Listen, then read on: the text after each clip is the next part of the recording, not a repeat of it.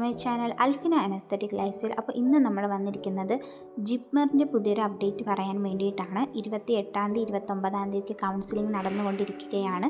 അപ്പോൾ കൗൺസിലിങ്ങിന് പോയ കുട്ടികളുടെ മെറിറ്റ് ലിസ്റ്റ്, അതുപോലെ ആരൊക്കെയാണ് എലിജിബിൾ ആയിട്ടുള്ളത്, ആരൊക്കെ ഇന്നെലിജിബിൾ ആയിട്ടുണ്ട്, ആരുടെയൊക്കെ ഡോക്യുമെൻറ്റ്സ് ആണ് കറക്റ്റ് അല്ലാത്തത്, അത് ബേസ് ചെയ്തിട്ടുള്ള പല അപ്ഡേറ്റ്സും തന്നെ നമ്മുടെ ജിപ്മർ വെബ്സൈറ്റിൽ കാണിക്കുന്നുണ്ട്. അപ്പോൾ കൗൺസിലിങ്ങിൽ നിന്ന് പോകുന്ന കുട്ടികൾ വെബ്സൈറ്റ് കൂടി ചെക്ക് ചെയ്യാൻ വേണ്ടി ശ്രദ്ധിക്കുക കേട്ടോ.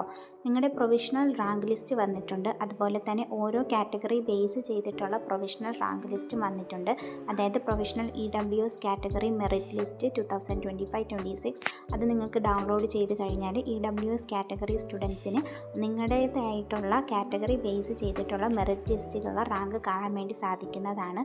അതുപോലെ തന്നെ SC ST എല്ലാ കാറ്റഗറി സ്റ്റുഡൻസിനുമുള്ള റിസർവേഷൻ ബേസ് ചെയ്തിട്ടുള്ള റാങ്ക് ലിസ്റ്റ് ഇവിടെ കാണാൻ വേണ്ടി സാധിക്കുന്നതാണ് കേട്ടോ. കാറ്റഗറി ബേസ് ചെയ്തിട്ടുള്ള മെറിറ്റ് ലിസ്റ്റ് ഓപ്പൺ ചെയ്യുമ്പോൾ നിങ്ങൾക്ക് ഇങ്ങനെ ഒരു ഇൻ്റർഫേസ് ആയിരിക്കും കാണാൻ സാധിക്കുന്നത്.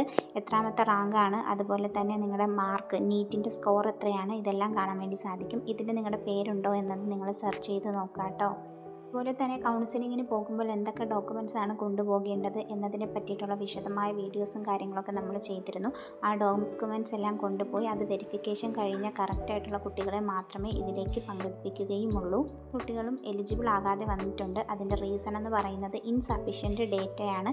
ഇൻസഫിഷ്യൻറ്റ് ഡേറ്റ എന്ന് പറഞ്ഞ് തന്നെ വെബ്സൈറ്റിൽ ഡൗൺലോഡ് ചെയ്യാൻ വേണ്ടി ഒരു ഓപ്ഷൻ കൊടുത്തിട്ടുണ്ട്. അത് ഓപ്പൺ ചെയ്ത് കഴിഞ്ഞാൽ ആരൊക്കെയാണ് ഇൻസഫിഷ്യൻ്റ് ആയ ഡേറ്റ കാരണം ഇന്നെലിജിബിൾ ആയിട്ടുള്ളത് എന്ന് മനസ്സിലാക്കാൻ വേണ്ടി സാധിക്കും. അതുപോലെ എലിജിബിലിറ്റി ഇല്ലാത്ത സ്റ്റുഡൻസിൻ്റെയും ലിസ്റ്റ് വന്നിട്ടുണ്ട്. എന്തെങ്കിലും ഒരു പ്രശ്നം കാരണം അല്ലെങ്കിൽ കൗൺസിലിങ്ങിൻ്റെ നിങ്ങളുടെ ഡോക്യുമെൻ്റ് വെരിഫിക്കേഷൻ കറക്റ്റ് ആവാത്ത കാരണമൊക്കെ ഇത് മാറിപ്പോകാനുള്ള ചാൻസുകളുണ്ട്. അതുകൊണ്ട് തന്നെ നമ്മൾ ഓൾറെഡി വീഡിയോസിൽ പറഞ്ഞതാണ് ഇന്ന ഡോക്യുമെൻറ്റ്സ് ഒക്കെ കൊണ്ടുപോകണം, അതിൻ്റെ വാലിഡിറ്റിയും കാര്യങ്ങളൊക്കെ കറക്റ്റ് ആയിരിക്കണം എന്നുള്ളത്. അത് ബേസ് ചെയ്തിട്ടുള്ള കുട്ടികളെ എല്ലാം തന്നെ അവിടെ ഉൾപ്പെടുത്തുന്നതുമായിരിക്കും.